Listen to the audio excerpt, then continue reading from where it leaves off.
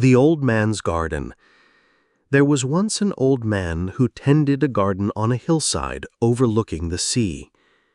Every morning, regardless of weather, he would walk among his plants, not to force them to grow, but simply to observe what each day brought. When storms came, he did not curse the wind. When drought arrived, he did not shake his fist at the cloudless sky. He had learned something that took most people a lifetime to discover, that peace comes not from controlling what happens, but from understanding our relationship to what happens. This old man, in the quiet way of all true teachers, was practicing something the ancient Greeks called prosoche, a careful attention to the present moment, a watchful awareness that neither grasps after what is not here, nor pushes away what is. His garden became a living lesson in what we now call stoicism, though he never used such grand words. The roses in his garden bloomed or did not bloom. The rain fell or did not fall. The seasons turned with their ancient rhythm, indifferent to his preferences, yet somehow, mysteriously, connected to his deepest well-being. Day by day, he learned to distinguish between the things that were up to him, his attention, his responses, his choices, and the vast everything else that simply unfolds according to its own nature. The River of Acceptance. Imagine standing beside a river on a quiet afternoon. The water moves past you with an intelligence older than human thought, carrying leaves and branches, smooth stones and tiny fish. You could spend your entire life trying to stop that river, redirecting its flow according to your personal preferences. You could exhaust yourself building dams, digging channels, shouting commands at the water. Or you could learn to work with the river's nature, finding ways to move harmoniously with its current while still maintaining your own direction and purpose. This is the heart of Stoic wisdom, not a cold resignation, not a cynical withdrawal from life, but a warm and practical recognition of how things actually work. Marcus Aurelius, writing by lamplight in his tent during military campaigns, discovered that happiness comes not from getting what we want, but from wanting what we get, or, more precisely, from understanding so deeply the nature of what we get that wanting and not wanting cease to be the primary organizing principles of our inner life. The old man's roses taught him this lesson every season. In spring, he delighted in their unfurling petals, their sweet fragrance filling the morning air. In winter, he found equal beauty in their stark branches, the way they held snow like offerings to the sky. He learned that both the blooming and the dormancy were rose nature, equally perfect, equally temporary, equally deserving of his gentle attention. The practice of morning reflection. Each dawn, as the first light touched the edge of his garden, the old man would sit on his weathered wooden bench and engage in what Epictetus called the discipline of desire. This was not a grim exercise in self-denial, but something more like tuning an instrument before playing music. He would gently examine his expectations for the day ahead, loosening his grip on outcomes while maintaining his commitment to right action. Today, he might think, watching the mist rise from his tomato plants, I will tend my garden with care, speak kindly to my neighbor, and respond to whatever challenges arise with as much wisdom and patience as I can muster. Whether the tomatoes ripen as I hope, whether my neighbor receives my kindness well, whether my responses prove adequate, these things involve forces beyond my direct control. My task is simply to show up fully to my part in the dance. This morning practice was not about positive thinking or visualization or manifestation.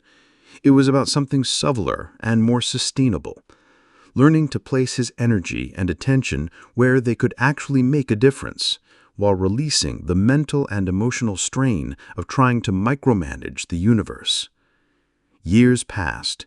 The old man's hair grew whiter, his step a little slower, but his peace deepened like roots extending into rich soil. Neighbors began to notice something different about him, not just his contentment, which was obvious, but his availability. Because he had stopped wrestling with circumstances beyond his control, he had energy available for the things that truly mattered: presence, kindness, skillful action, genuine response to what life was actually offering, moment by moment. The discipline of perception. One summer evening, as thunderclouds gathered on the horizon, the old man's young neighbor came running across the field. "Your garden," she called out in distress. "The storm will destroy everything you've worked for." The old man looked up at the approaching clouds, their edges lit by the setting sun, and smiled with the gentle amusement of someone who had learned to see clearly. "My dear friend," he said softly, "what I have worked for cannot be destroyed by weather. I have worked to become the kind of person who can tend a garden with love, who can accept both sunshine and storms with equal grace, who can find meaning in the work itself rather than only in its outcomes. These things, the capacity for care, the skill of attention, the strength of character, these grow stronger with every challenge, including storms." As the first raindrops began to fall, he continued, "The vegetables and flowers are wonderful gifts when they come, and I tend them with great joy. But my deepest work is learning to tend my own mind, my own responses, my own capacity for wisdom and love. That garden, the one that grows in the space between my ears and the one that grows in the space of my heart, that garden cannot be touched by weather." This was the Stoic understanding of perception, not seeing the world through rose-colored glasses, not denying difficulty or pain, but learning to see events clearly, without the overlay of unnecessary drama or the distortion of believing that external circumstances determine our inner well-being. The storm came and went. Some plants were damaged, others flourished in the rich moisture. The old man worked with what remained, composted what was lost, and planted anew where the ground had been cleared. He found himself grateful for the storm's gifts, the reminder that change is the only constant, the opportunity to practice resilience, the chance to discover what truly could not be shaken. Exploring the nature of existence. The tree that questions itself. Deep in an ancient forest, where light filters through layers of leaves like liquid amber, there grows a tree that has developed an unusual capacity. It has begun to question its own existence, not with anxiety or despair, but with a kind of gentle, persistent curiosity that colors its every moment. What does it mean, this tree wonders, feeling the slow pulse of sap through its rings, to be a tree? What is this being that I seem to embody? Am I the same tree I was a century ago, when I was barely taller than the ferns at my base? Am I the same tree I was this morning, before the wind rearranged my branches? The tree's questioning is not abstract philosophy, but lived inquiry. Each season brings new evidence to examine. In spring, it experiences the mysterious uprising of energy that pushes new leaves from seemingly dead wood. Where does this greening come from, it wonders? What is the relationship between the tree that was bare and the tree that is leafing? Are we the same being, or something like companions traveling together? In autumn, the tree faces the great letting go, releasing thousands of leaves that had been part of its being for months. As each leaf spirals down to join the forest floor, the tree contemplates impermanence. If I am the sum of my parts, what am I when the parts keep changing? If I am more than the sum of my parts, what is that more? The river of becoming. Nearby flows a stream that has been listening to the tree's questions for decades. Unlike the tree, the stream has no confusion about identity. It knows itself as pure movement, pure change, never the same from moment to moment, yet always maintaining perfect continuity with itself. "Dear friend," it murmurs to the tree, "you think too much about being and not enough about becoming. I am never the same water twice, yet I am always completely myself. The water that flows past your roots today fell as snow on distant mountains months ago. It has been cloud and rain, has nurtured other plants, has carved new channels through stone. Yet here it is, unmistakably me, perfectly at home in its ever-changing nature." The tree considers this wisdom. "But surely," it responds, "there must be something permanent, something that persists through change, something that makes you, you, and me, me."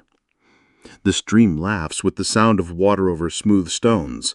"Perhaps the permanence you seek is not a thing but a pattern, not a noun but a verb. Perhaps what persists is not some unchanging essence, but the capacity for intelligent response to change itself.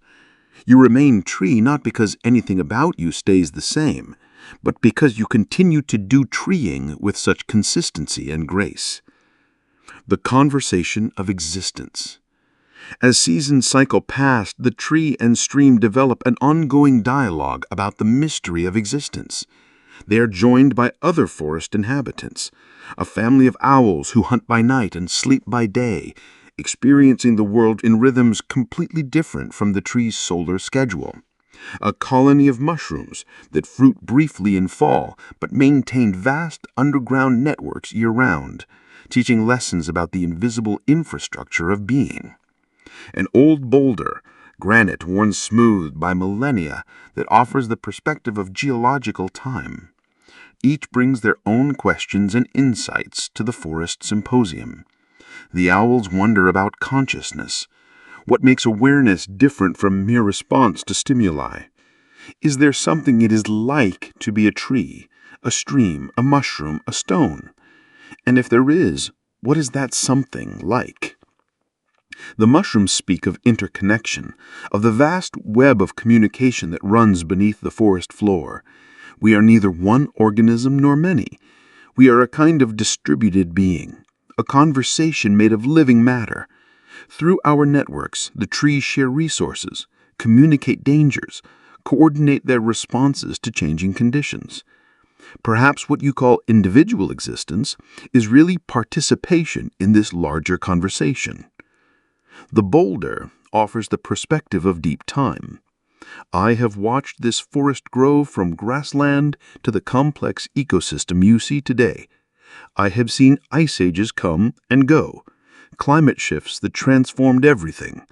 What strikes me is not the permanence of any particular form, but the persistence of the creative principle itself. The way life keeps finding new ways to organize matter into increasingly complex patterns of beauty and intelligence. The dance of somethingness and nothingness. On a clear night, when the moon illuminates the forest with silver light, the conversation turns to one of the deepest questions. Why is there something rather than nothing? What tips the balance toward existence rather than non-existence? The tree, now old and wise, having pondered these questions through countless seasons, offers its deepest insight. Perhaps the question assumes a false choice. In my experience, being and non-being are not opposites, but dance partners. Every moment, parts of me are dying and being born. Every breath, I take in what was not me and release what was me into the not-me world. I exist precisely at the dynamic edge between something and nothing. The stream adds its voice. Yes, and perhaps what we call nothingness is not empty space, but pregnant potential, the field of possibility from which all forms emerge and to which they return. I have traced my waters back toward their source in high mountain springs and forward toward the sea, where individual drops lose themselves in vast unity. Neither the source nor the sea is nothing. They are the creative emptiness that makes all particular flows possible.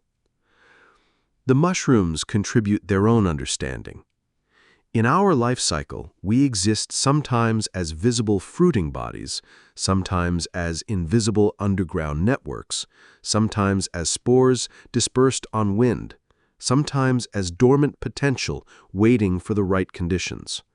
We experience existence as phases in a larger process rather than as a constant state. Being and non-being flow into each other like breath. The knowing that knows itself.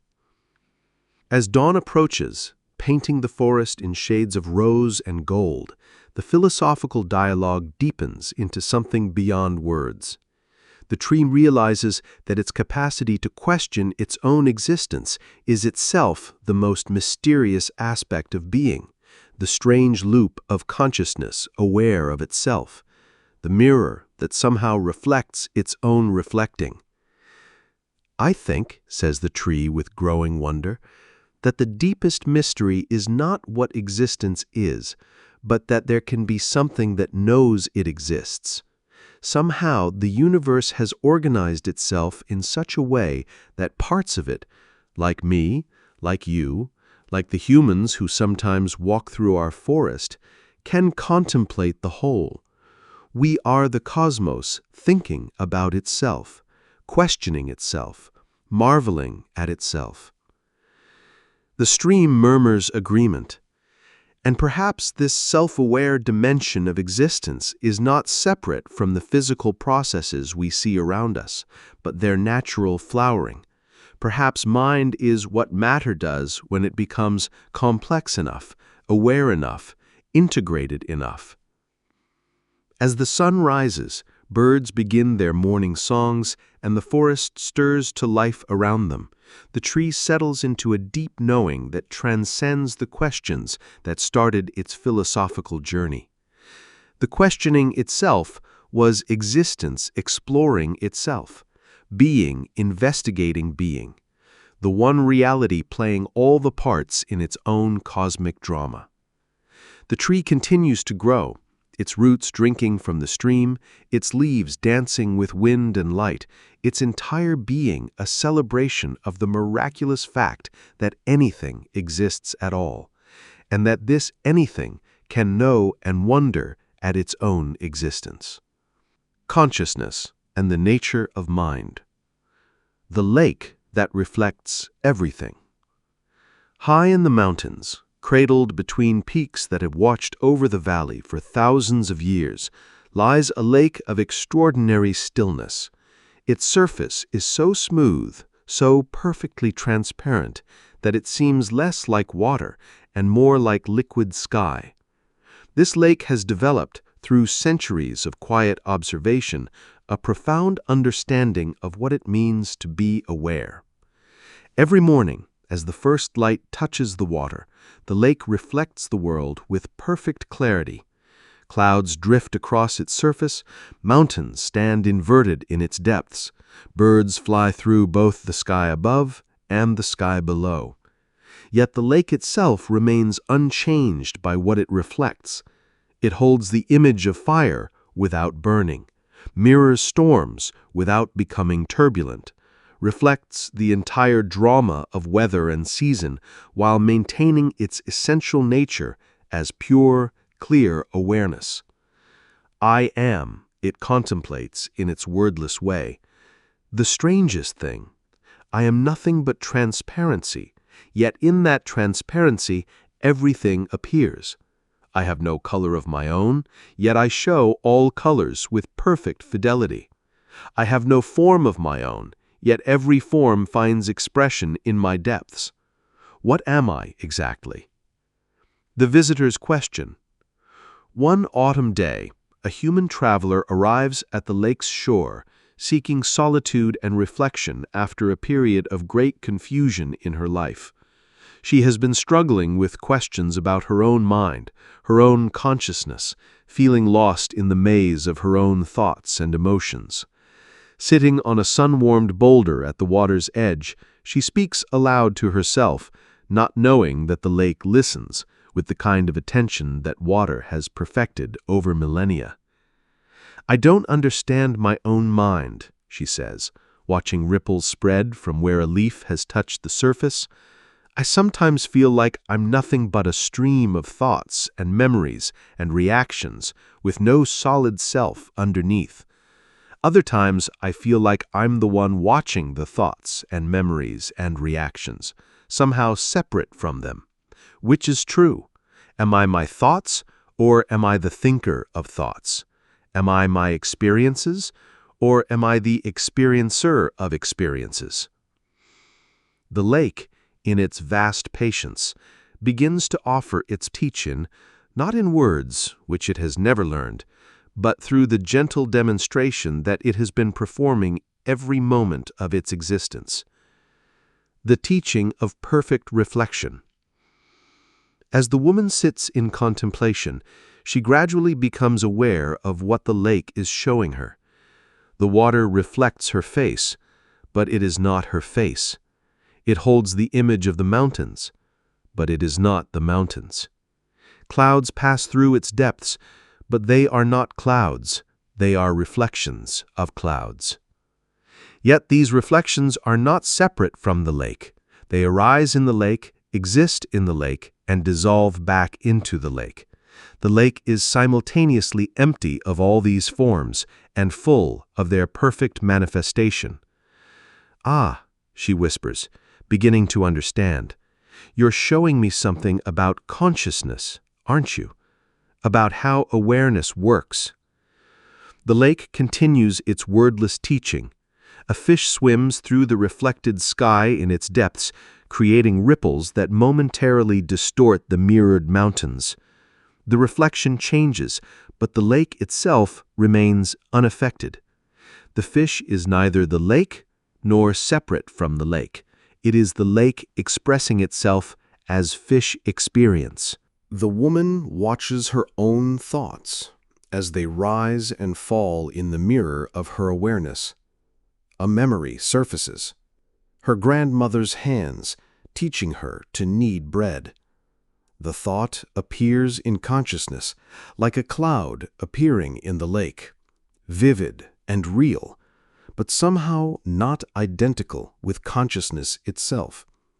The thought changes, shifts, dissolves into other thoughts, other memories, other experiences, while something unchanging, call it awareness, call it presence, call it the knowing quality of mind, remains constant, like the lake's essential transparency. The dance of emptiness and fullness. Hours pass as the woman explores this inner landscape, using the lake as her teacher and mirror. She begins to notice that consciousness has the same paradoxical nature as the water before her. It seems to be nothing in particular, yet everything appears in it. When she tries to find the location of her awareness, she discovers it has no specific place. It's not behind her eyes, not in her brain, not in her heart. It seems to pervade her entire experience like space pervades everything in space. Yet it's not vague or fuzzy. It's the clearest, most intimate aspect of her being, the very knowing through which she knows anything at all. "It's like you," she says to the lake. "Consciousness is like you. It's empty but full, transparent but vivid, unchanging but capable of manifesting infinite change. The thoughts and feelings and sensations that arise in awareness are like the reflections that arise in you. They're made of the same essential stuff as awareness itself, yet they're not identical with it." As evening approaches and the light begins to shift from gold to silver, the woman experiences a profound settling, like silt in disturbed water, gradually returning to the lake bottom. The urgency of needing to understand her mind intellectually begins to dissolve, replaced by a direct, wordless recognition of what she actually is. The recognition of what never changes. In the deepening twilight, with the first stars beginning to reflect in the still water, the woman has a moment of complete clarity. She sees that what she has been calling her mind is actually two things: the ever-changing flow of thoughts, emotions, sensations, and experiences, and the unchanging awareness in which this flow arises and passes away. She had been like someone who confuses the movie with the screen, the waves with the ocean, the reflections with the mirror.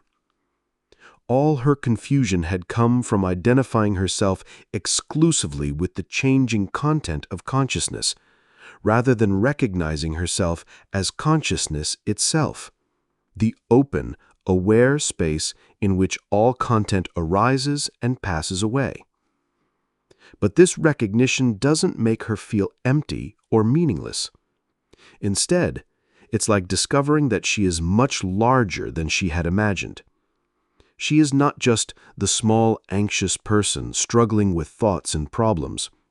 She is the vast, peaceful awareness in which that person appears, along with all thoughts and problems, and indeed the entire world of experience.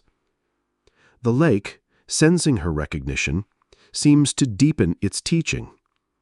As night falls and the reflected stars appear in its depths, it demonstrates how awareness can hold both the intimate and the infinite simultaneously. The reflection of the tiny candle flame from her small camp contains the same quality of light as the reflection of the vast star fields above. The stream of becoming. Just as the woman is settling into this newfound understanding, she hears the sound of water flowing into the lake from a mountain stream. Following the sound, she discovers a small waterfall where fresh water continuously enters the lake from higher elevations. This stream, unlike the still lake, is pure movement, never the same water twice, constantly changing, constantly flowing. Yet as she watches, she realizes that the stream represents another aspect of mind, the dynamic, creative, ever-becoming dimension of consciousness. The lake shows her the timeless, unchanging nature of awareness, pure witnessing, transparent knowing, the mirror-like quality of mind. The stream shows her the temporal, evolving nature of consciousness, the flow of thoughts and experiences, the creativity of mental life, the way awareness expresses itself through time as learning, growing, becoming. You're both parts of the same water system, she realizes, speaking to both lake and stream. You're not separate from each other, not in conflict with each other. The lake provides the depth and stillness that allows clear reflection. The stream provides the movement and change that keeps the water fresh and alive. Together, you show me how consciousness works, both eternal and temporal, both being and becoming, both stillness and flow. As she prepares to leave the next morning, the woman feels profoundly changed, not because she has acquired new information about consciousness, but because she has recognized what consciousness actually is in her direct experience. The lake has taught her not through concepts, but through demonstration, not through explanation, but through revelation. Walking back down the mountain path, she notices that her ordinary mind has returned. Thoughts about her work, concerns about relationships, plans and worries, and the whole familiar stream of mental activity. But now she experiences these thoughts differently. They arise in a space of awareness that she recognizes as her true identity, like clouds forming and dissolving in an open sky. The lake has given her a great gift, the understanding that she doesn't have to fix or control or even understand her mind to find peace. She simply needs to recognize what she already is, the open, aware space in which all mental activity naturally arises and passes away. Sometimes, in quiet moments, she remembers the lake's teaching and returns to that recognition of her true nature. Sometimes she gets caught up again in the stream of thoughts and forgets. Both experiences arise in the same awareness, are equally expressions of the same consciousness. Like the lake, she learns to hold it all with equal acceptance, knowing that the essence of what she is remains as unchanged by inner weather as the mountain lake remains unchanged by what it reflects. The illusion of control. The gardener who tried to direct the wind. In a valley known for its extraordinary butterflies, there lived a gardener who had spent decades creating what he believed would be the perfect environment for these delicate creatures. He had researched which flowers bloomed at precisely the right times, planted them in optimal arrangements, calculated sun exposure and wind patterns, installed tiny shelters and feeding stations positioned according to detailed charts and measurements. For years, he had modest success. Butterflies came to his garden, though never quite in the numbers or varieties he had envisioned. But the gardener was not easily discouraged. If some control was good, surely more control would be better. He began to study the butterflies themselves with scientific precision, learning their life cycles, their preferences, their behavioral patterns. When he noticed that butterflies seemed to prefer calm days to windy ones, he conceived an ambitious plan. He would construct a series of screens and barriers to create a wind-free zone within his garden. When he observed that different species emerged at different times, he built a complex greenhouse system where he could regulate temperature and humidity to encourage longer seasons of butterfly activity.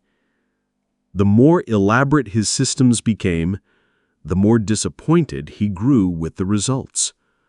The butterflies that came seemed somehow less vibrant than those he remembered from his childhood, when he would simply walk through wild meadows and encounter them by happy accident. They followed predictable patterns within his controlled environment, but they had lost something essential, a quality of wildness, of spontaneous beauty, of surprising grace.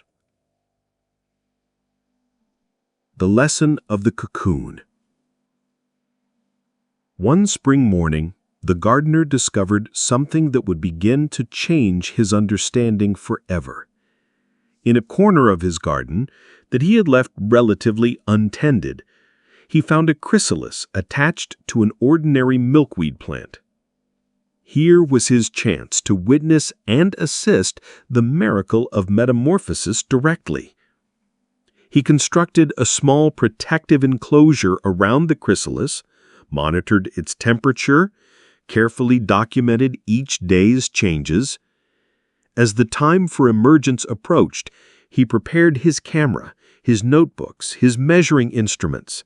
He would capture this moment of transformation completely, understand it fully, perhaps even improve upon nature's design. When the butterfly began to struggle out of its chrysalis, the gardener watched with growing concern. The process looked difficult, even painful. The butterfly pushed and rested, seeming to make painfully slow progress. Surely, the gardener thought, he could help. With a small, sharp blade, he carefully widened the opening in the chrysalis, allowing the butterfly to emerge more easily. The butterfly that emerged was malformed, unable to fly properly. Its wings remained crumpled and weak. Within hours, it had died. Later research taught the gardener what he had not understood. The struggle to emerge from the chrysalis is not an obstacle to overcome, but an essential part of the butterfly's development. The effort required to push through the small opening forces fluid from the butterfly's body into its wings, giving them the strength and structure necessary for flight. By trying to help, by attempting to improve upon the process through control and intervention, he had made flight impossible. The garden learns to garden itself. Shaken by this experience, the gardener began to question everything he thought he knew about control, about improvement, about helping. He started to observe his garden with different eyes, noticing things he had overlooked in his focus on management and optimization. He saw that the areas of his garden that attracted the most diverse and vibrant butterflies were not the carefully planned sections, but the edges where his design met wild growth, where controlled met uncontrolled, where his intentions collaborated with forces he did not direct. He noticed that butterflies often ignored the flowers he had planted specifically for them, preferring instead weeds he had been trying to eliminate. He watched them create flight patterns that bore no relationship to his carefully designed pathways, following currents of air and scent, and some mysterious butterfly logic that had never appeared in any of his reference books. Gradually, the gardener began to experiment with a different approach. Instead of trying to control his garden, he began to listen to it, to work with its tendencies rather than against them. Instead of making things happen, he learned to notice what wanted to happen and how he might support it. The Ecology of Allowing. As the gardener relaxed his grip on outcomes, something unexpected began to occur. The garden started to display a complexity and beauty that surpassed anything he had achieved through control. Butterflies returned in greater numbers and varieties, but more importantly, they displayed the wild grace he remembered from his childhood encounters. He began to understand that what he had been calling control was actually a form of interruption, well-intentioned perhaps, but ultimately disruptive to the natural intelligence that was already present in the system. The garden, he realized, knew how to garden itself. His job was not to replace that intelligence, but to support and cooperate with it. This didn't mean becoming passive or neglectful. The new approach actually required more attention, more sensitivity, more skill, but of a completely different kind.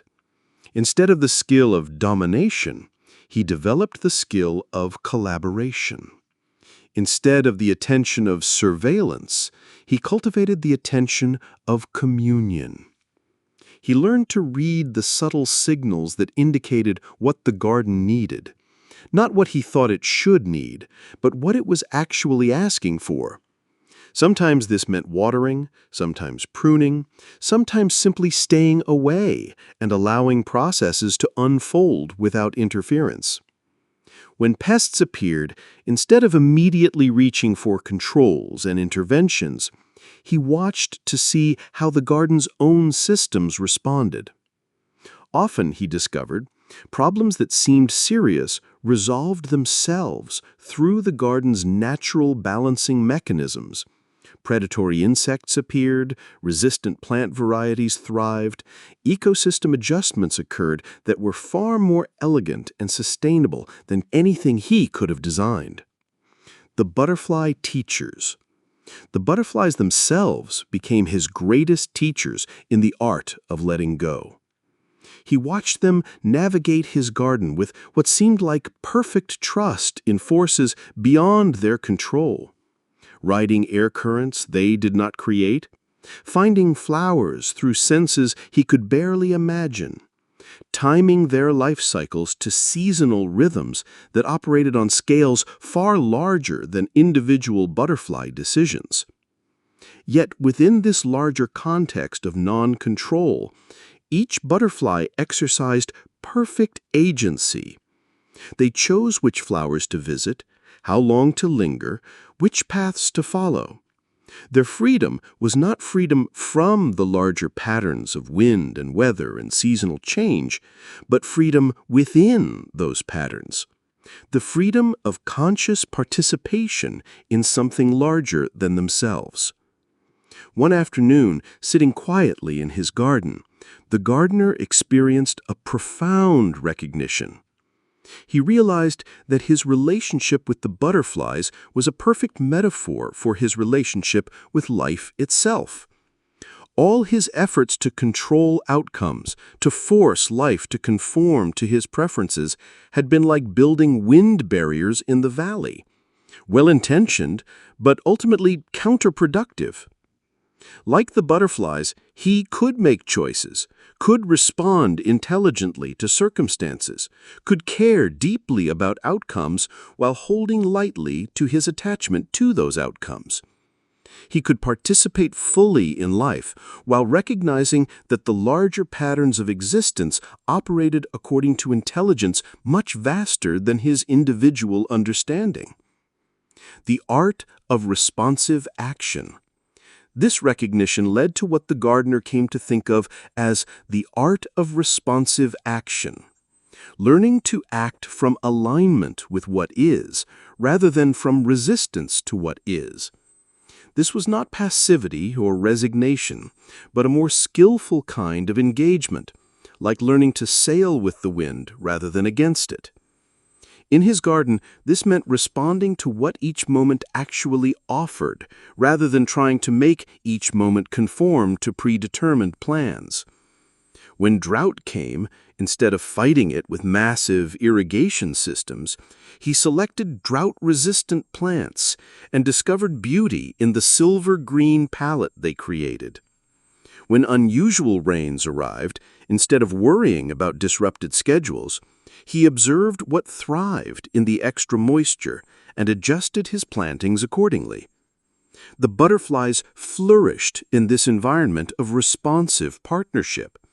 They seemed to sense the difference between a garden that was trying to capture them and a garden that was simply offering itself as habitat. They lingered longer, returned more frequently, brought others. But perhaps most importantly, the gardener himself flourished. The constant stress of trying to control multiple complex variables was replaced by the deep satisfaction of skillful participation in an intelligent system. He found that he could care more deeply about his garden while simultaneously holding lightly to specific outcomes. The ripple effect. As word spread about the gardener's unusual approach, other gardeners came to visit and learn. They expected to find techniques and methods they could replicate in their own gardens. Instead, they found something more challenging and more valuable, an entirely different relationship to the act of gardening itself. The secret, the gardener would tell his visitors, is not a secret technique, but a secret recognition. The recognition that you are not separate from the system you think you are controlling. You are part of the garden, and the garden is part of you. When you try to control it from outside, you create tension and resistance. When you recognize your place within it, you can work with its intelligence instead of against it. Some visitors understood immediately and went home to transform their own relationship with their gardens and, often, with their lives. Others found the idea too challenging, too uncertain, preferring the familiar stress of attempted control to the unfamiliar peace of collaborative participation. As seasons passed, the gardener's understanding deepened. He saw that the principle he had discovered in his butterfly garden applied everywhere, in relationships, in work, in health, in all the arenas of human life where people exhaust themselves trying to force outcomes instead of learning to work skillfully with the forces that are already present. The butterflies continued to come, not because he controlled their coming, but because he had learned to create conditions that welcomed them while allowing them complete freedom to be themselves. In their delicate presence, he found daily reminders of life's most essential lesson, that true mastery lies not in the power to control, but in the wisdom to know what cannot be controlled and the skill to work harmoniously with what can. The Astronomer in the Wasteland. In the vast desert, where the absence of human lights allows the full glory of the night sky to reveal itself, an astronomer has built a small observatory. She chose this location not just for its clear viewing conditions, but for its stark confrontation with emptiness. The way the desert strips away everything non-essential and leaves you facing the basic questions of existence with nowhere to hide. For 20 years, she has spent her nights mapping distant galaxies, calculating the expansion of the universe, measuring the cosmic background radiation that still whispers of the universe's beginning. Her days are filled with data, equations, peer reviews, and the satisfying work of scientific discovery. But in the liminal hours of dawn and dusk, sitting on her small porch as the desert transitions between day and night, she finds herself facing questions that no amount of data can answer. I measure the distance to stars, she thinks, watching Venus emerge in the morning sky. But what is the distance to meaning? I can tell you the age of the universe to within a few 100 million years, but what does it mean that the universe is any age at all? I can describe with mathematical precision how galaxies formed and evolve, but why should there be galaxies in the first place, rather than nothing? The desert offers no easy answers, but it provides something more valuable, a context vast enough to hold the questions without shrinking them down to comfortable size. The dialogue with emptiness. One particularly clear night, as she adjusts her telescope to observe a distant nebula where new stars are being born from seemingly empty space, the astronomer finds herself in conversation with the darkness itself. Not in any mystical or supernatural sense, but in the way that deep solitude sometimes allows our deepest questions to take on voices of their own. You spend your time, the darkness seems to whisper through the desert wind, studying what fills the emptiness, stars, planets, the bright drama of cosmic events. But what about the emptiness itself? What about the vast spaces between galaxies, the infinite darkness that makes up most of the universe? What meaning can you find in nothingness? The astronomer adjusts her telescope and considers this question. But that's it, she responds to the night air. The more I study the cosmos, the more I realize that emptiness and fullness aren't opposites. The space between stars isn't empty. It's full of possibility, of potential, of the dark matter and dark energy that actually structure everything we can see. The vacuum of space itself seethes with quantum fluctuations, with virtual particles appearing and disappearing, with the creative restlessness that seems to underlie all existence. The paradox of cosmic significance. As she tracks the nebula through her telescope, watching the slow dance of gas and dust that will eventually condense into new solar systems, the astronomer grapples with what she has come to think of as the paradox of cosmic significance. On one hand, her scientific training has taught her that human existence is almost impossibly unlikely and brief, a tiny flicker of consciousness on an ordinary planet orbiting an unremarkable star in one galaxy among hundreds of billions. From this perspective, all human concerns about meaning seem absurdly provincial. What does it matter if someone finds purpose in their work, love in their relationships, beauty in art or nature, when the entire human story will be over in the blink of a cosmic eye? When the sun eventually expands and consumes the earth, when the universe itself may end in heat death or big rip, what lasting significance can any individual human meaning possibly have? But from another perspective, one that emerges during her long nights under the infinite sky, the very improbability of consciousness makes it seem miraculous rather than meaningless. Perhaps, she muses watching Meteor streak across the star field, that the fact that the universe has organized itself in such a way that parts of it can contemplate the whole is not a cosmic accident, but a cosmic achievement. Perhaps meaning doesn't require permanence any more than a song requires the notes to last forever. She thinks of the nebula she's observing, a stellar nursery where the heavy elements, forged in the hearts of dying stars, are being recycled into new worlds, new possibilities. The individual stars that died to create this cosmic recycling program are gone, but their contribution to the ongoing creativity of the universe continues. Their meaning wasn't diminished by their temporary existence, it was fulfilled through it. The desert's teaching. The desert surrounding her observatory becomes another teacher in this exploration of meaning and meaninglessness. During the day, it appears harsh and empty, a landscape stripped of the lush abundance that humans typically associate with life and meaning. Yet the astronomer has learned to see the desert's subtle richness, the way life has found ingenious ways to flourish in apparent scarcity, how beauty emerges in forms adapted to extremity. The desert plants don't struggle against the aridity.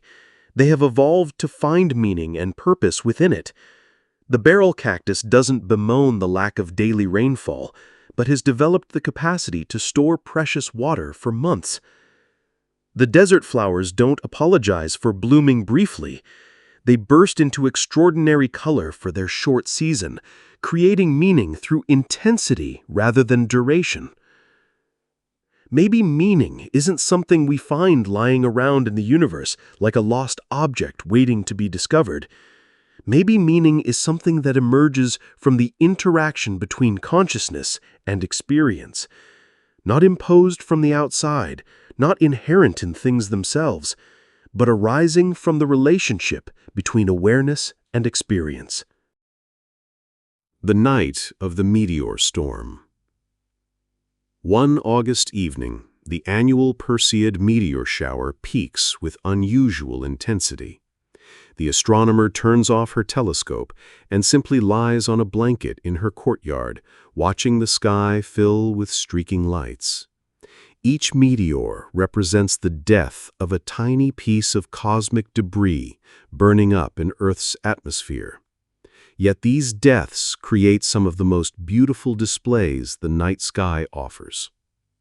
As she watches, she realizes she is witnessing a perfect metaphor for the relationship between meaning and transience. Each meteor's meaning is not diminished by its brief existence, but is actually created through it. The beauty of the shooting star exists precisely because it is temporary, because it represents the brief meeting between matter and atmosphere, between being and becoming, between something and nothing. "This is it," she whispers to the desert night. "This is what I've been trying to understand. Meaning doesn't require permanence any more than beauty requires permanence. The meteor doesn't need to last forever to be meaningful. Its meaning is in the blazing, in the brief transformation from invisible space rock to visible light, in the gift it offers to any consciousness present to witness it." She thinks of human lives, including her own, as like meteors, brief flashes of consciousness blazing through the vast darkness of space and time. The meaning isn't in lasting forever, but in the quality of the blazing, in the light created during the brief passage from birth to death. The discovery of deep time. Years pass. The astronomer's research leads her deeper into questions of cosmic evolution, deep time, the unfolding story of how the universe has developed from the first moments after the Big Bang to the complex structures of today. She studies how the first simple elements forged in stellar cores eventually led to the chemistry that makes life possible, how billions of years of evolution on Earth led to the emergence of consciousness capable of contemplating its own origins. This perspective radically shifts her understanding of meaning and purpose. She begins to see individual human lives not as isolated accidents in a meaningless universe, but as temporary expressions of a cosmic process of awakening, the universe becoming conscious of itself through the emergence of minds capable of wonder, investigation, and love. "We are," she writes in her journal one morning after a particularly profound night of observation, "the universe looking at itself, thinking about itself, amazed at itself. The same atoms forged in stellar cores that make up distant galaxies also make up our bodies, our brains, our capacity for awareness.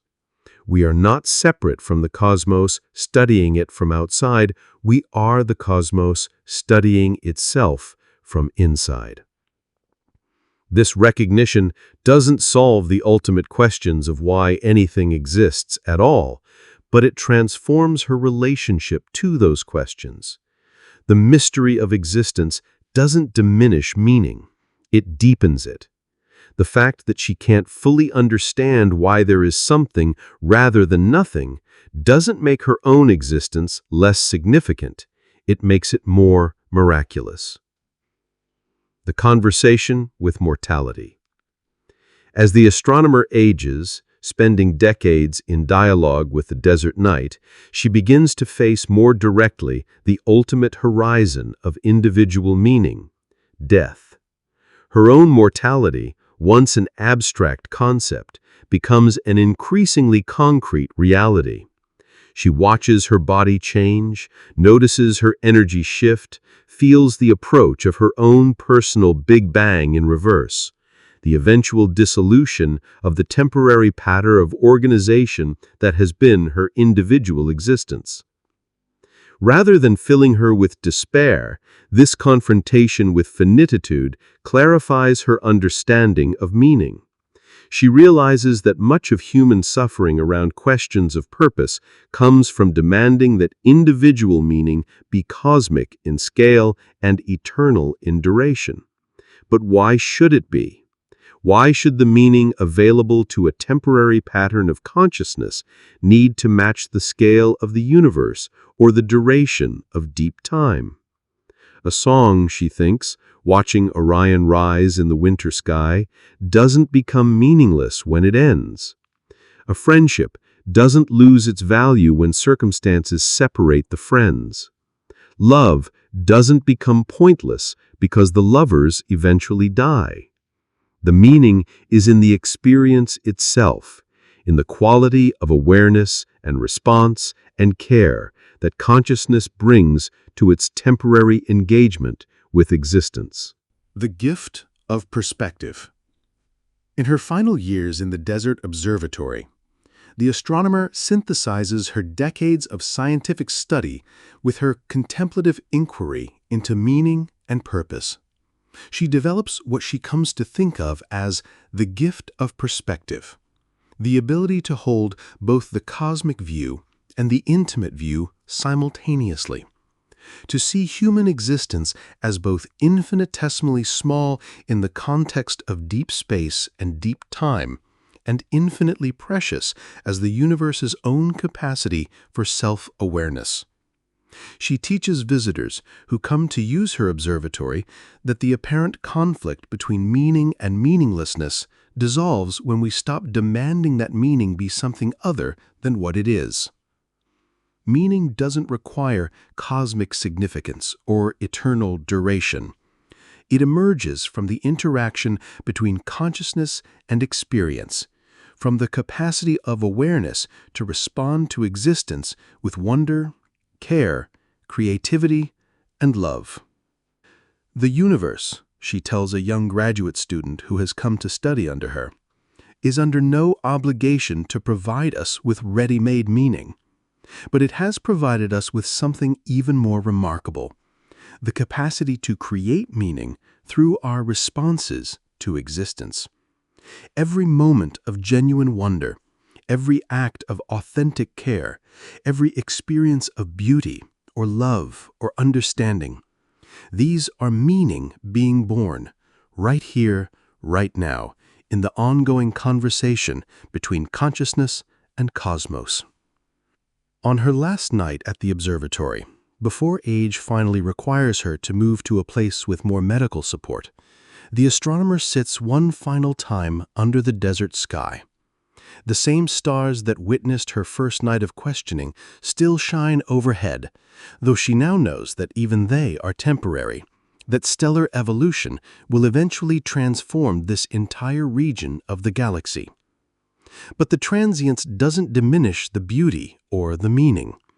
If anything, it intensifies both.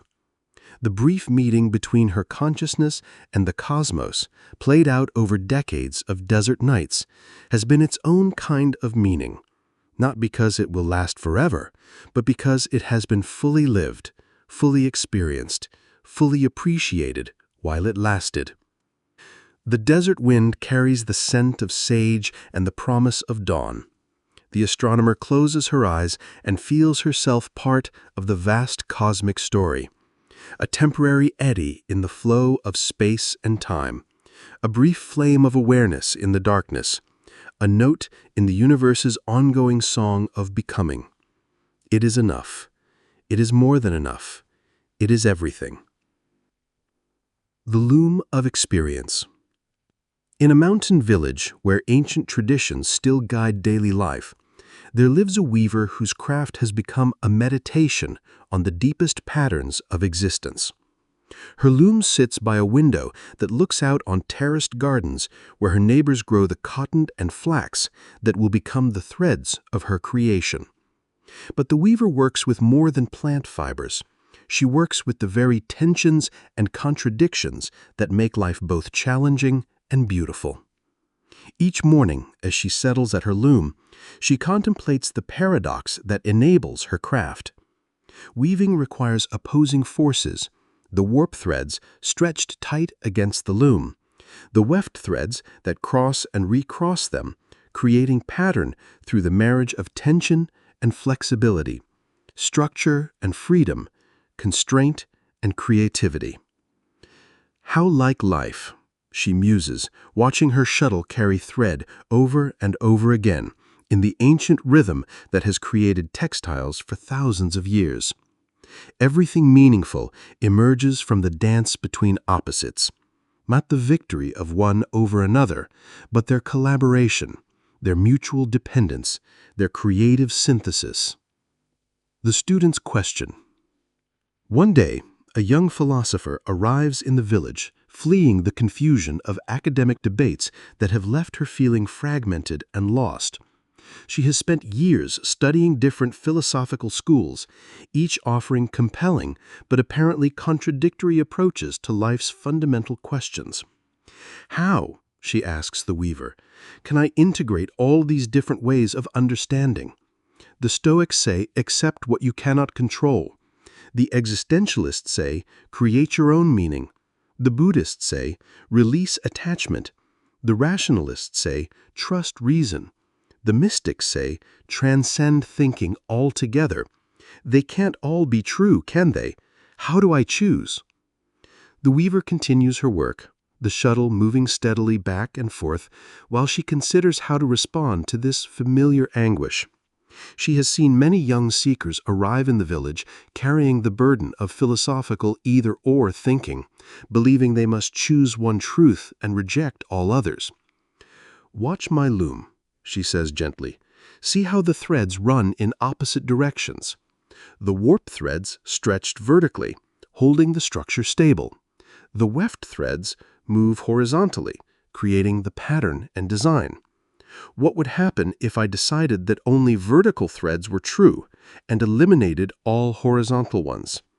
The young woman looks at the half-finished textile on the loom.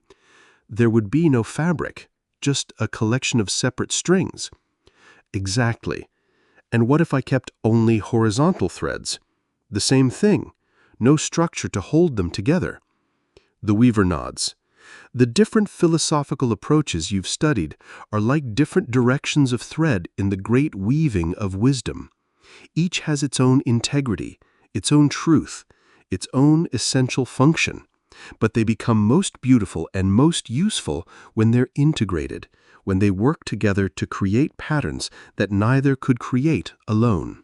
The lesson of the broken thread. As they talk, one of the warp threads on the loom snaps under tension. Instead of becoming frustrated, the weaver smiles and reaches for her tools to mend it. "This happens regularly," she explains to her visitor.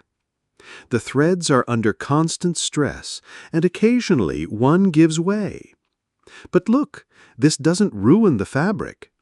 It gives me an opportunity to demonstrate how apparent problems can become part of the pattern." She skillfully ties the broken ends together and then adjusts her weaving to incorporate the slight irregularity where the mend occurred. Instead of trying to hide the repair, she uses it as the basis for a subtle design variation that actually enhances the overall pattern. "This is perhaps the most important lesson the loom has taught me," she continues. "Perfection is not the goal. Integration is not about creating a flawless synthesis where all contradictions disappear. It's about learning to work creatively with imperfection, tension, and paradox. It's about finding ways to let apparent opposites enhance each other, rather than cancel each other out." The young philosopher watches, fascinated, as the weaver demonstrates how to turn a problem into an opportunity, a break into a beginning, a flaw into a feature. "So you're saying that the contradictions between different philosophical approaches aren't problems to be solved, but creative tensions to be worked with?" Precisely. Take your example of Stoic acceptance versus existentialist self-creation. These seem contradictory only if you think you must choose one or the other. But watch what happens when you weave them together. Stoic acceptance gives you the foundation of inner peace and resilience. Existentialist creativity gives you the freedom to respond authentically to whatever circumstances acceptance reveals. Neither one alone creates as rich a pattern as both working together. Over the following weeks, as the young woman remains in the village learning from the weaver, she begins to understand that integration is not a destination, but a practice. An ongoing dance of bringing together different aspects of wisdom and experience into ever more sophisticated patterns of understanding. The weaver shows her how this process mirrors the natural rhythms she observes in the gardens outside her window. See how the plants need both sun and shade, both water and periods of dryness, both the growth phase of spring and the rest phase of winter. They don't choose one and reject the other. They integrate seasonal opposites into their life cycle. Similarly, the weaver explains, human flourishing requires integrating the wisdom of different philosophical traditions rather than committing exclusively to one. Sometimes life calls for stoic endurance, accepting what cannot be changed with grace and dignity. Sometimes it calls for existentialist courage, creating meaning and value through authentic choice. Sometimes it calls for Buddhist non-attachment, releasing our grip on outcomes we cannot control. Sometimes it calls for rational analysis, thinking clearly about complex problems. The key, she continues, her hands never stopping their rhythmic work at the loom, is developing the wisdom to know which thread to use when and how to weave them together into a life that is both stable and creative, both accepting and engaged, both peaceful and passionate. The pattern emerges. As the textile on the loom grows longer, its overall pattern begins to emerge.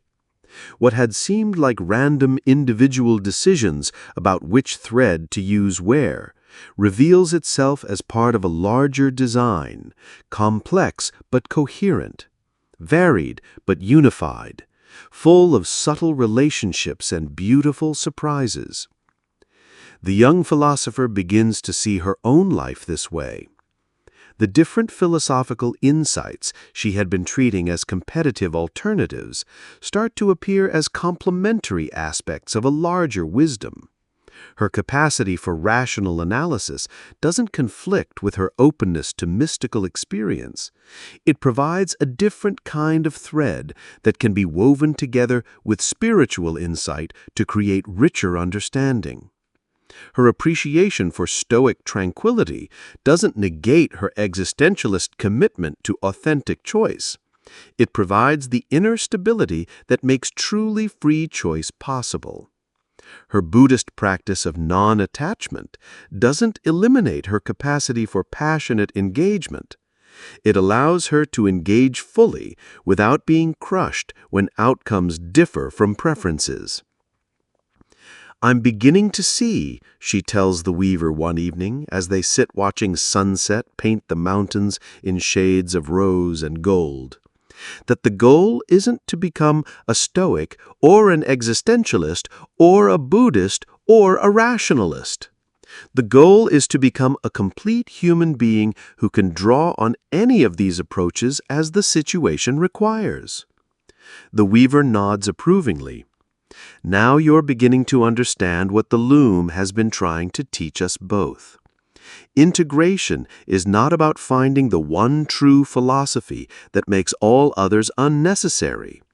It's about developing the capacity to work creatively with the full spectrum of human wisdom, weaving different insights together as life's changing circumstances require." The Master Weaver's Secret. As her time in the village draws to a close, the young philosopher asks the weaver about her own journey toward integration. How did you learn to work with contradictions so skillfully? How did you develop this capacity to see everything as potentially useful threads in a larger pattern? The weaver sets down her shuttle and looks out at the gardens where evening shadows are beginning to gather. "It took me many years to understand that the secret was not in my hands nor in my mind, but in my willingness to let go of controlling the outcome. The most beautiful textiles emerge when I stop trying to force a predetermined pattern and start listening to what wants to emerge from the interaction between my intentions and the materials I'm working with." She explains that early in her career, she would approach each project with rigid plans, detailed sketches, precise color schemes. She treated weaving like engineering, as if there was one correct way to achieve a specific result. But the fabrics she created this way, while technically proficient, lacked soul. They were correct, but not alive. The breakthrough came when she learned to hold her intentions lightly, to remain open to the unexpected gifts that emerge when different threads meet in ways I hadn't anticipated. I began to see my role as not the controller of the process, but its collaborator, its facilitator, its midwife.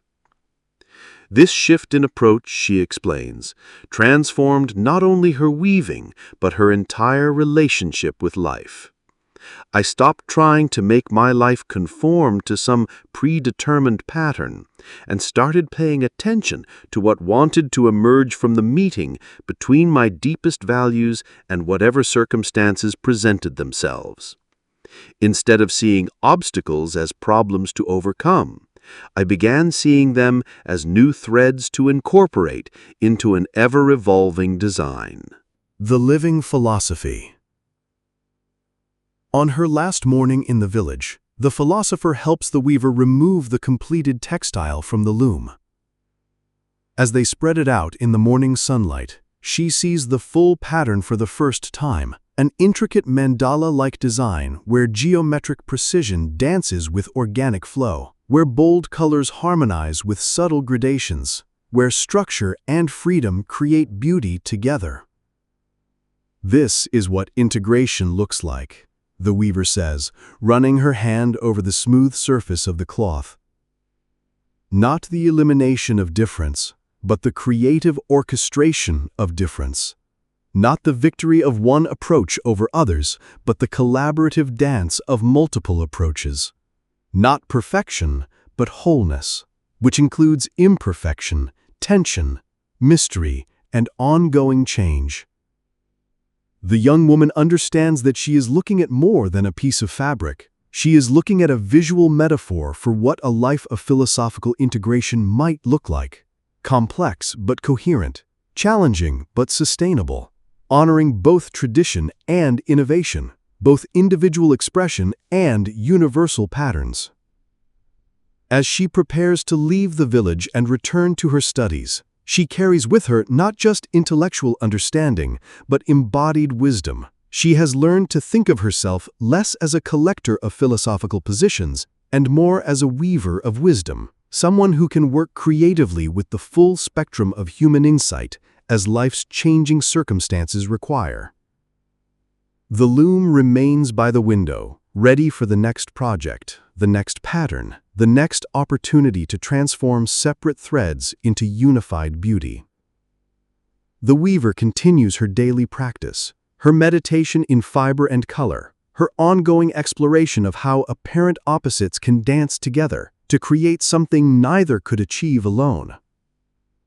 And in cities and universities far from the mountain village, a new philosopher begins to teach and write about integration, not as a theory to be understood, but as an art to be practiced.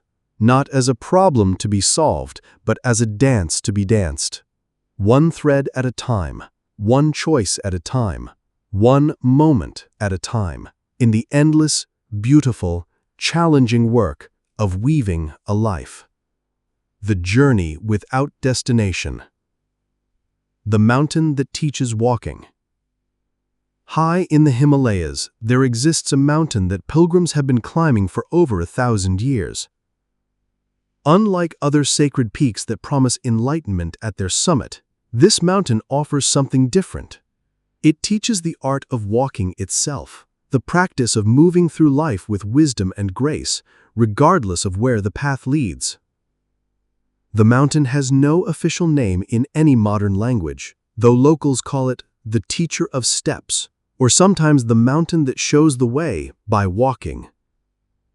Its paths spiral upward not in straight lines toward a definitive peak, but in gentle curves that often seem to double back on themselves, offering the same vista from different angles, the same challenges at different altitudes, the same lessons in ever-deepening forms. An old woman has been walking these paths for 70 years. She first came as a young seeker, burning with the desire to reach the summit, to achieve some final state of understanding that would resolve all her questions and establish her among the enlightened. She expected to spend a few months on the mountain, maybe a year at most, before attaining whatever it was she had come to attain and returning to the world below as a realized being. 70 decades later, she is still walking, but something fundamental has changed in her relationship to the journey itself. The first circling. In her early years on the mountain, the old woman, then young and impatient, followed what seemed like the most direct route toward the summit. She walked with determination, measuring her progress by altitude gained, frustrated by anything that seemed like delay or digression. When the path curved back toward vistas she had already seen, she felt like she was wasting time. When weather forced her to pause or descend to safer elevations, she experienced it as failure.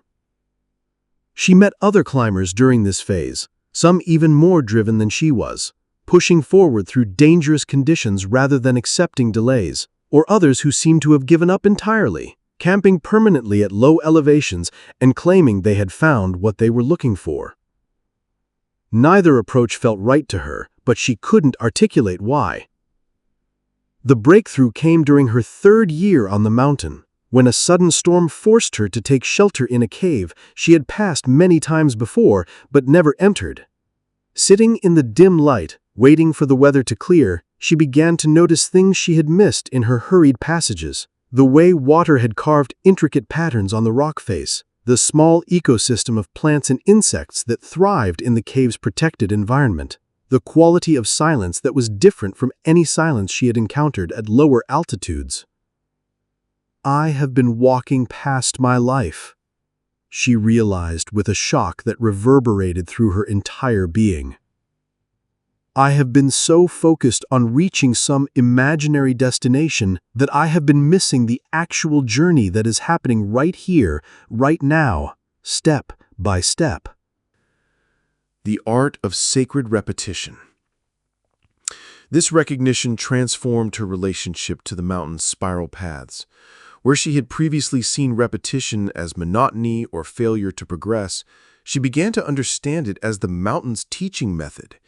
Each time she returned to a familiar vista or challenge, she brought different inner resources, different questions, different capacities.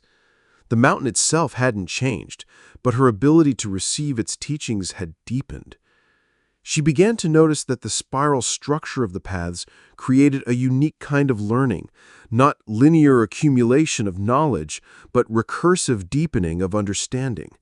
Like a musician practicing scales, she was learning the fundamental patterns that underlie all complex performance. Like a poet, returning again and again to the same themes with ever greater subtlety, she was discovering new dimensions of meaning in experiences she thought she had already mastered. The young seekers who still occasionally arrived on the mountain would sometimes ask her, with barely concealed impatience, "But when do you graduate? When do you reach the end? What's the point of walking the same paths over and over?" "The point," she would respond gently, "is the walking itself.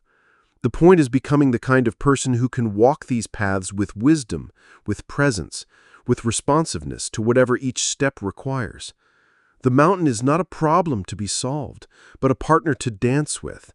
And the dance is never finished. It just gets more beautiful." The deepening spiral. As decades passed, the old woman's practice evolved into something that could no longer be called climbing in any conventional sense. She moved through the mountain's paths with the fluid grace of water finding its course, responding to seasonal changes, weather patterns, the mountain's subtle communications about where her attention was needed. Sometimes she would spend months exploring a single valley, attending to the micro-ecosystems that flourished there, learning from the particular way light moved across its walls at different times of day and year. Sometimes she would make rapid traverses across multiple elevations, following some inner compass that guided her toward whatever teaching was ready to reveal itself. She developed relationships with the mountain's other inhabitants, the hardy plants that survived at extreme altitudes, the animals whose life cycles were perfectly synchronized with seasonal patterns, the weather systems that brought both nourishment and challenge. She learned to read the mountain's moods, to sense when conditions were right for certain kinds of movement and when patience was required. But perhaps most importantly, she learned to recognize when the mountain was using her as part of its teaching for others. Young seekers would sometimes appear just when her example was needed to demonstrate some principle or approach. Other longtime practitioners would cross her path exactly when collaborative exploration could deepen both their understandings. "I am not walking the mountain," she came to understand. "The mountain is walking through me. I am not separate from this environment trying to extract wisdom from it. I am part of the mountain's own process of knowing itself, exploring itself, expressing itself through the medium of human consciousness. The teaching without words. The old woman rarely spoke anymore, but her presence became a form of teaching that many found more instructive than any verbal explanation. Visitors would encounter her sitting by a stream, and something about the quality of her attention would shift their own awareness. They would see her walking a difficult section of path with what seemed like effortless grace, and suddenly understand something about how to work with obstacles rather than against them. When rock slides blocked familiar paths, she would explore alternative routes with the curiosity of someone being offered a gift, rather than the frustration of someone whose plans had been thwarted. When storms made travel impossible, she would settle into whatever shelter was available with the contentment of someone who had learned to find completeness in any circumstance. Resistance, she would sometimes say, to the few visitors who engaged her in conversation, is the mountain's way of asking if we're really ready for what lies ahead. Not ready in terms of technical skill, though that matters too, but ready in terms of inner capacity, flexibility, willingness to be changed by the journey itself. The return that never left. In her 70th year on the mountain, the old woman experienced what she could only describe as the return that never left. Walking a path she had traveled thousands of times, she suddenly recognized that she had never actually left the place she had started. Not in any mystical or metaphorical sense, but in the most practical, immediate way. Every step of the journey had been about learning to be more fully present to where she actually was. Every challenge had been about developing greater capacity to respond wisely to whatever circumstances presented themselves. Every spiral back to familiar territory had been about bringing deeper understanding to experiences she thought she had already mastered. I came here seeking enlightenment, she realized, sitting on a rock outcropping that overlooked the valley where she had first begun her climbing decades earlier. But enlightenment was never a place to arrive. It was a quality of walking, a way of being present to the path itself. All these years I thought I was trying to get somewhere else, but I was actually learning to be more fully present to where I always already was. This recognition didn't diminish the value of the journey, it revealed its true purpose. Every step had been necessary, every spiral essential, every apparent repetition actually a deepening. The mountain had been teaching her not where to go, but how to be, not what to achieve, but how to participate, not how to arrive, but how to travel with wisdom and grace. The Pathless Path. As her understanding matured, the old woman began to move through the mountain in ways that seemed to transcend the established paths altogether. Not because she ignored them or considered herself above them, but because she had internalized their teachings so completely that she could respond directly to the mountain's terrain without needing the mediation of predetermined routes. This didn't mean she abandoned the paths. Often she would return to them, especially when her presence might be helpful to other travelers. But her relationship to them had evolved from dependence to partnership, from following to dancing, from seeking guidance to providing it. Young climbers would sometimes see her moving across seemingly impossible terrain with fluid ease and ask for her secret. "There is no secret technique," she would explain. "There is only the willingness to spend whatever time is required learning to listen to the mountain, to your own body and intuition, to the subtle communications that are always present but easily overlooked when we're too focused on getting somewhere else." She had become what the mountain had been trying to teach her to become all along. Someone who could move through life's challenges with wisdom, grace, and responsiveness. Someone who could find completeness in process rather than destination. Someone who could recognize every step as both a journey and an arrival. The teaching continues.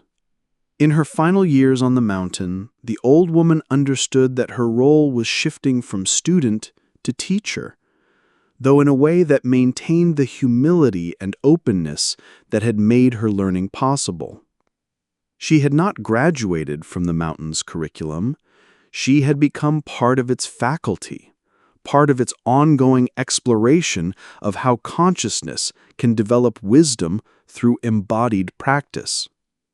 Visitors would sometimes ask her about the summit, about whether she had ever reached the top, about what lay at the mountain's highest elevations. "Every step," she would respond, "is the summit. Every moment of walking with full presence is arrival."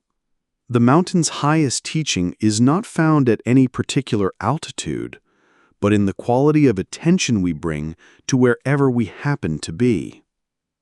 This was not a consolation prize for someone who had failed to reach some objective goal. It was the recognition that the goal itself had been transformed through the journey. What she had sought outside herself, enlightenment, wisdom, completion, had been cultivated within herself through decades of patient, attentive practice. As the seasons continued their ancient cycle and new seekers arrived to begin their own spiral journeys, the old woman continued walking, not because she hadn't yet arrived, but because she had discovered that arrival and departure, beginning and ending, seeking and finding, were all part of the same continuous process of awakening. The mountain continued its eternal teaching, offering its spiral paths to anyone willing to learn the art of walking with wisdom, the practice of finding destination in journey, the recognition that we are already always where we need to be, always already walking the path we came here to walk. Rest and reflection. The garden keeper's final rounds. As twilight settles over our philosophical garden, painting the sky in shades of lavender and deep rose, we find ourselves walking with an old garden keeper who has tended these paths of wisdom for longer than memory can reach. His steps are slower now, more deliberate, each footfall placed with the care of someone who has learned to find significance in the simplest actions. The garden in evening light reveals aspects of itself hidden during the busier hours of day. Flowers that remained closed in the bright sun open their petals to receive the gentle kiss of dusk. Night-blooming jasmine begins to release its sweet fragrance. The fountain sound seems different now, less energetic splash, more contemplative whisper, as if the water itself has settled into a more reflective mood. "This is my favorite time," the garden keeper says, pausing beside a bench worn smooth by countless visitors who have sat here to rest and contemplate. Not because the day's work is finished. In a garden, the work is never truly finished.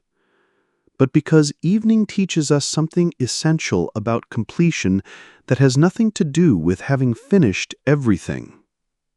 He gestures toward a section of the garden where new seedlings are just beginning to push through the soil, while nearby mature plants are already setting seed for next year's growth.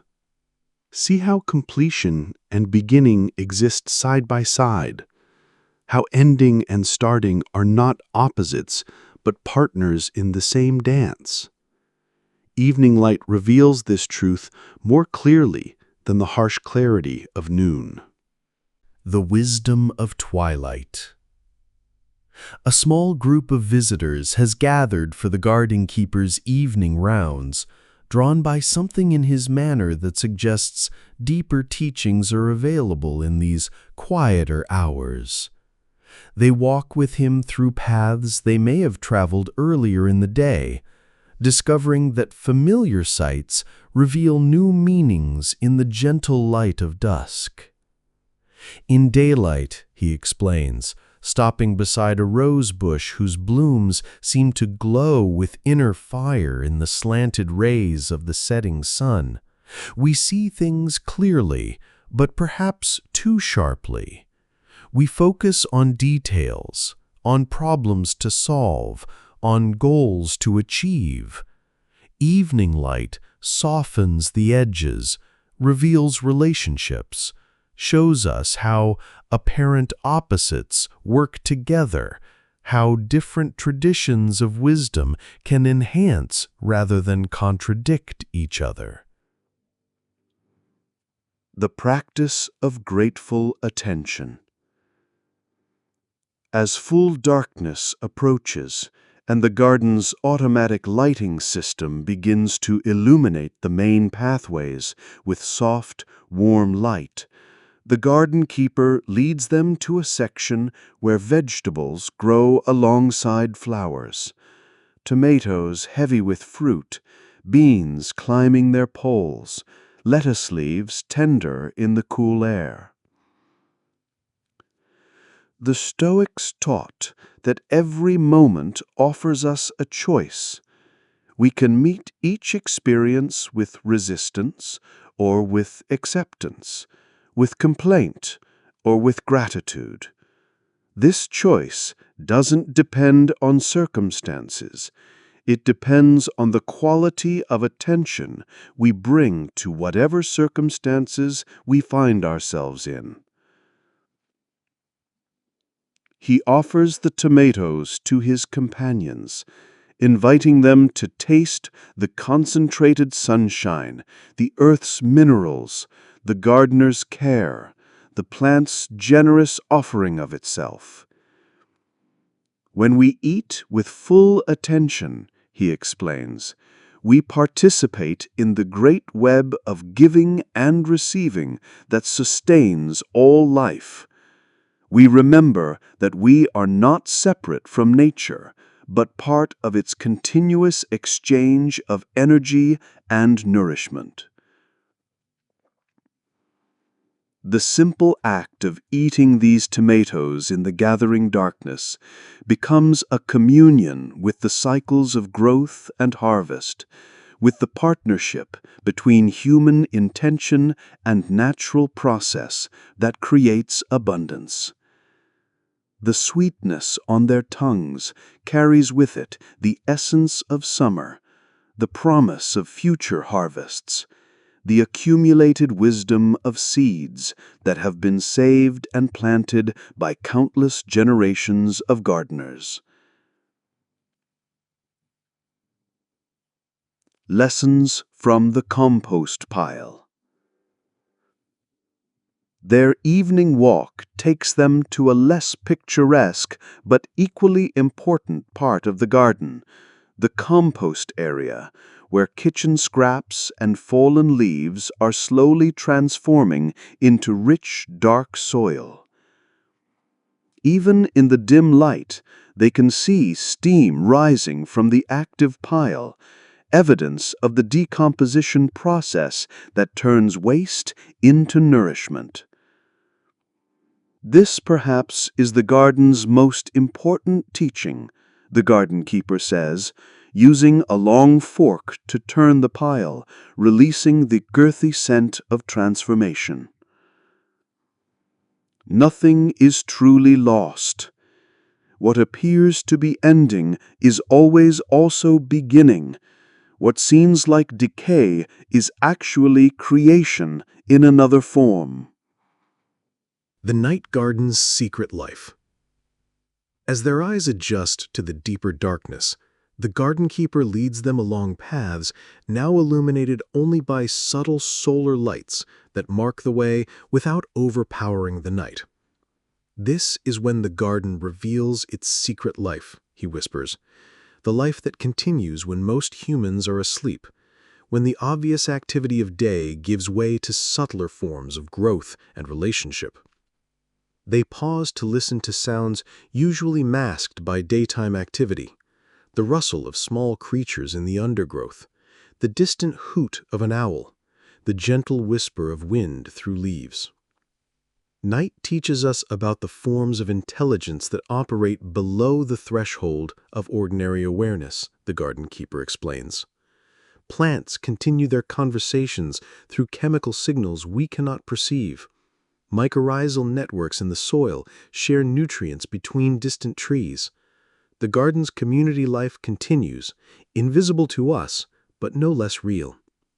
This invisible network of communication and mutual support provides a living metaphor for the interconnectedness that philosophers have long recognized as fundamental to existence. We are all part of networks we cannot see, held in webs of relationship and mutual influence that extend far beyond our individual awareness. A bat flickers overhead, its flight path seemingly erratic, but actually precisely calibrated to catch insects guided by echolocation. Even this creature, that appears so chaotic, moves with perfect purpose within its own sensory world, the garden keeper observes. It reminds us that there are many ways of navigating reality, many forms of intelligence, many approaches to finding our way through the complexity of existence. The fountain's evening meditation. Their walk concludes at the garden's central fountain, now lit by underwater lights that create dancing patterns of blue and white on the surrounding stone. The water's sound has changed with the temperature and humidity of evening, becoming more musical, more contemplative than its daytime voice. Water has been teacher to contemplatives throughout history, the garden keeper says, as they settle on benches around the fountain's edge. It shows us how to be simultaneously flowing and still, how to be responsive to every obstacle while never losing sight of our essential direction. The fountain's circular flow creates a perfect metaphor for the cyclical nature of wisdom, always moving, never reaching a final destination, continuously returning to its source while somehow never being exactly the same. This is how consciousness works. We circle through the same questions, the same challenges, the same opportunities for growth, but each time we encounter them from a slightly different perspective, with a slightly deeper understanding. The underwater lights reveal fish moving slowly through the fountain's depths, goldfish and koi, that add their own form of contemplative presence to the garden's evening atmosphere. These fish know nothing of philosophy as we understand it, notes the garden keeper with a gentle smile, yet they demonstrate perfect presence, perfect acceptance of their current situation, perfect trust in the flow that sustains them. One of the visitors asks whether such acceptance might lead to passivity, to a lack of engagement with the world's problems and suffering. The garden keeper nods, acknowledging the importance of this question. True acceptance, he responds thoughtfully, is not passive resignation, but dynamic responsiveness. These fish accept the reality of their environment completely, which allows them to respond to changes with perfect flexibility. They don't waste energy fighting the water. They use the water's own properties to support their movement in life. The teaching of seasonal surrender. As the evening deepens and the garden settles into its nocturnal rhythms, the garden keeper shares one final teaching, drawn from decades of working with the cycles of growth and rest, abundance and dormancy that govern all living systems. The hardest lesson for humans to learn, he says, his voice barely audible above the fountain's gentle murmur, is the lesson that plants learn naturally, the wisdom of seasonal surrender. There are times for growth and times for rest, times for producing fruit and times for storing energy, times for reaching toward the light and times for deepening roots in darkness. He gestures toward sections of the garden where perennial plants have already begun their preparation for winter, reducing their above-ground presence, drawing their vital energy down into roots and storage organs, trusting in cycles larger than their individual lives. We resist this natural rhythm, he continues. We want to be always growing, always producing, always moving towards some goal. But the garden teaches us that true sustainability requires periods of apparent inactivity that are actually periods of deep regeneration. This teaching extends beyond individual psychology to encompass entire civilizations, entire ways of understanding humanity's relationship with the natural world. Perhaps our species is being invited into a season of different kind of growth, he suggests. Not the explosive expansion that has characterized recent centuries, but the deep, root-strengthening kind of development that prepares organisms for long-term thriving rather than short-term dominance. The path inward. As the gentle rain continues to bless the garden, we find ourselves drawn toward a small stone building that stands at the garden's heart. A contemplative space known simply as the Chamber of Silence. This is not a place of enforced quiet, but rather a space designed to invite the natural settling of mind that occurs when we step away from the constant stream of words and concepts that usually dominate our awareness.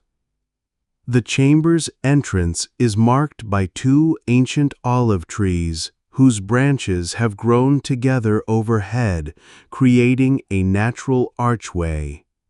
Their trunks are gnarled and twisted, bearing the marks of centuries, yet their leaves remain silver green and alive, catching what little light filters through the misty rain.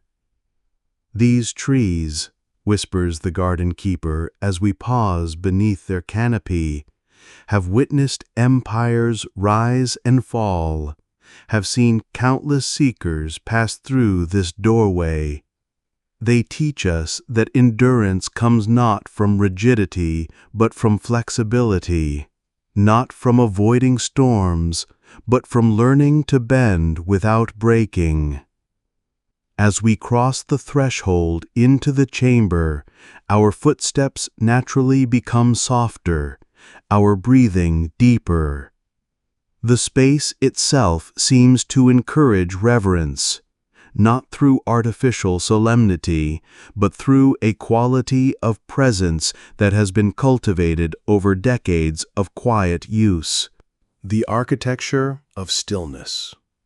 The Chamber of Silence is circular, its walls built from local stone that seems to absorb sound rather than echo it. Small windows set high in the walls allow moonlight and starlight to enter, but during daylight hours, the illumination is subtle, filtered through translucent stone panels that create an atmosphere of gentle twilight, regardless of the time of day.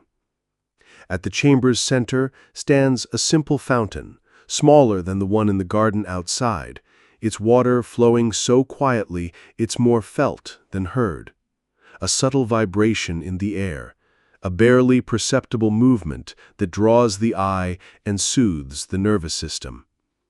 Around this central fountain, cushions and low benches are arranged in concentric circles, allowing visitors to find their preferred distance from the water's subtle presence. This space was designed, the garden keeper explains in a voice barely above a whisper, according to principles understood by contemplatives throughout history, that certain proportions, certain relationships between sound and silence, light and shadow, can help consciousness settle into deeper states of awareness. The chamber's proportions follow what ancient architects called divine ratios, mathematical relationships found throughout nature, from the spiral of a nautilus shell to the branching patterns of trees, from the structure of galaxies to the formation of flowers. These proportions seem to resonate with something deep in human consciousness, creating an immediate sense of harmony and peace. The ceiling curves upward in a gentle dome, its surface decorated not with ornate designs, but with the subtle play of natural materials, limestone and marble arranged in patterns that suggest clouds, water, the movement of wind through grain. These patterns shift subtly as light changes throughout the day, creating the impression of a living surface that breathes with the rhythm of the earth itself. The teaching of non-teaching.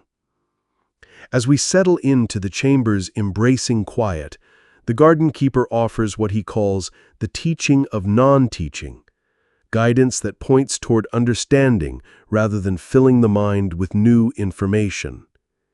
In this space, he murmurs, we practice what the ancient Chinese called wu wei, action through non-action, learning through non-learning, understanding through the gentle release of the need to understand.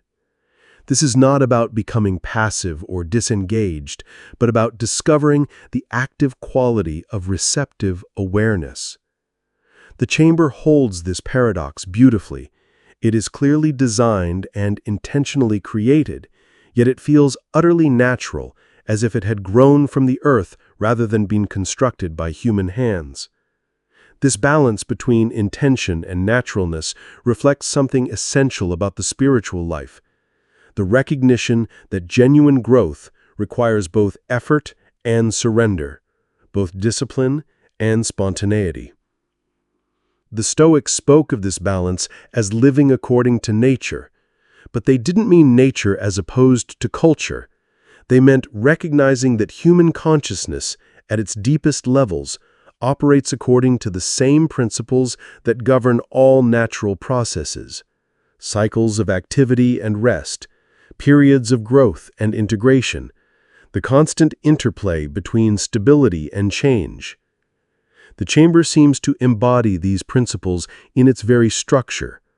The stone walls provide stability and containment, while the open dome allows for expansion and freedom. The flowing water offers constant change and movement, while the circular arrangement suggests eternal return and completion. Every element works in harmony with every other element, creating a space that feels both designed and organic, both human and natural. The silence between thoughts.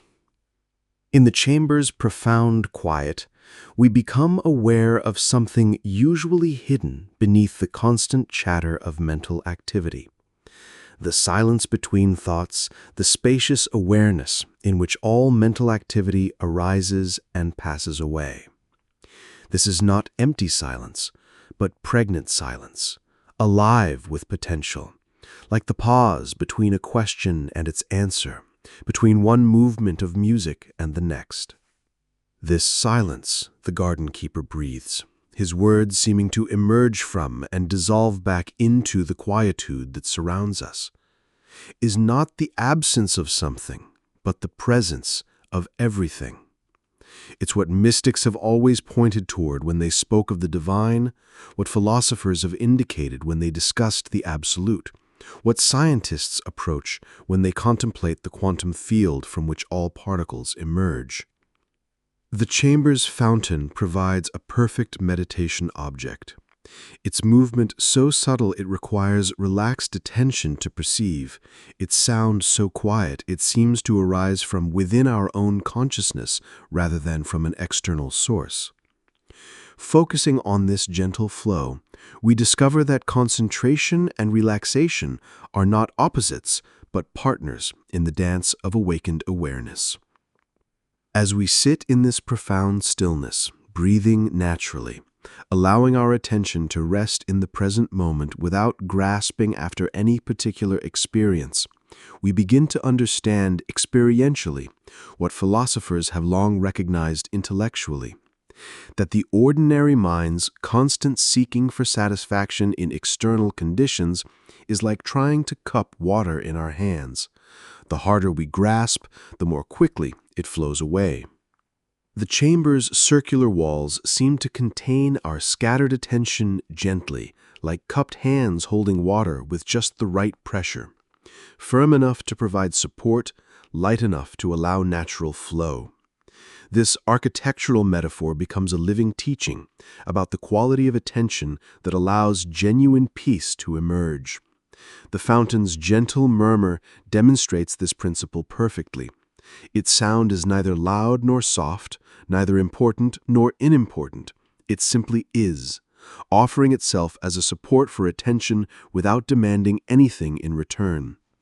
Like awareness itself, it provides a constant, reliable presence that can hold whatever arises without being disturbed by it. The Art of Effortless Effort. As our time in the chamber deepens, we encounter one of contemplative practice's central paradoxes. The harder we try to achieve peace, the more elusive it becomes. Yet without some form of gentle effort, the mind continues its habitual patterns of distraction and reactivity. The solution, as demonstrated by the chamber's own design, lies in what could be called effortless effort, a quality of attention that is both relaxed and alert, both receptive and engaged. Watch how water moves, the garden keeper suggests, drawing our attention back to the central fountain. It never struggles against its container, yet it never becomes stagnant. It yields completely to the shape of what contains it, while maintaining its essential fluidity, its readiness to flow in new directions when conditions change. This watery wisdom offers a perfect template for contemplative practice.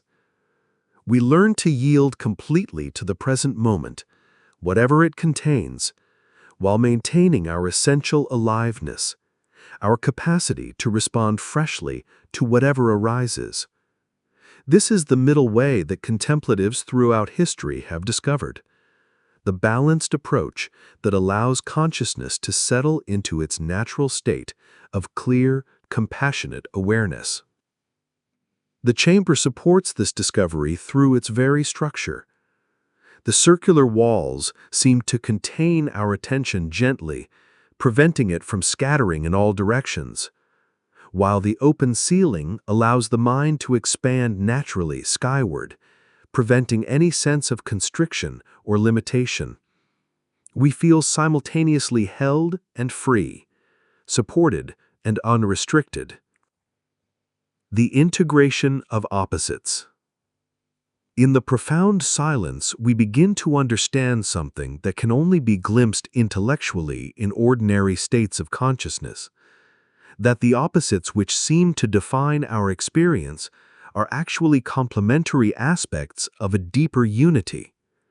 Light and darkness, sound and silence, motion and stillness, self and world. All these apparent dualities reveal themselves as different expressions of a single underlying wholeness. This is what the great contemplatives meant when they spoke of non-duality. They weren't proposing a philosophical theory, but pointing toward a direct recognition available to anyone willing to settle deeply enough into present-moment awareness. The chamber provides optimal conditions for this recognition, but the recognition itself is possible anywhere, anytime we release our habitual need to divide reality into subject and object, self and other, inner and outer. This understanding has immediate practical implications. When we recognize the artificial nature of the boundaries we usually take for granted, we discover that problems that seemed insurmountable from a dualistic perspective reveal elegant solutions from a unified understanding. Conflicts that appeared irreconcilable show themselves to be creative tensions capable of generating new possibilities. The chamber's fountain demonstrates this principle continuously. The water appears to flow from source to destination. Yet, in this closed system, source and destination are revealed as the same. The water flows into itself, creating the illusion of linear movement within the reality of circular wholeness. The breath as teacher. As we settle even more deeply into the chamber's embracing stillness, our attention naturally turns to the breath, not through any forced technique, but through the simple recognition that breathing is always available as an anchor for wandering awareness, always present as a bridge between the voluntary and involuntary aspects of our existence. The breath, the garden keeper observes, teaches us everything we need to know about the spiritual life. It happens by itself, without our control or intervention, yet we can also work with it consciously, using it as a support for deeper states of awareness. It connects the inner and outer worlds with every inhalation and exhalation. It demonstrates the rhythm of receiving and giving that governs all healthy relationships. In the perfect acoustics of the chamber, we become aware of the subtle sounds of our own breathing and of the breathing of others sharing this space. These sounds create a gentle symphony of life, a reminder that even in the deepest solitude, we are never truly alone. We are always participating in the great breathing of existence itself. The breath also teaches us about impermanence in the gentlest possible way. Each inhalation arises fresh and new, exists for a moment, then passes away into exhalation. Each exhalation clears the space for the next breath to arise. This continuous cycle of arising and passing away, receiving and releasing, demonstrates the fundamental rhythm that governs not just breathing, but all of existence.